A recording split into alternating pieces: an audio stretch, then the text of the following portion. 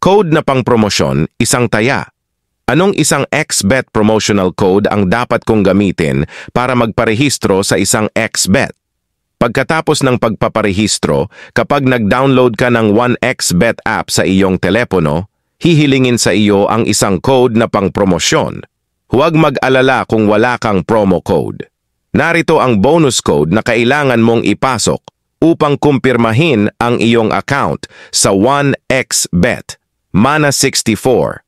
Ang promo code na ito ay nagpapahintulot sa iyo na i-double ang iyong paunang deposito sa iyong 1xBet account.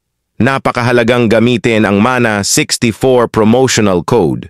Tulad ng alam mo, ang pagtaya sa sports ay naging isang mahusay na paraan upang kumita ng pera sa pagtaya sa football, tennis, basketball at higit pa.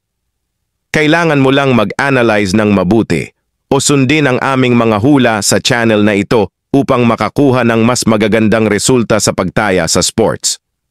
Napakahalaga na mag-subscribe ka sa channel na ito at i-activate ang notification bell para makita ang aming mga libreng hula sa soccer, hula sa tennis, hula sa ice hockey, hula sa basketball at marami pa.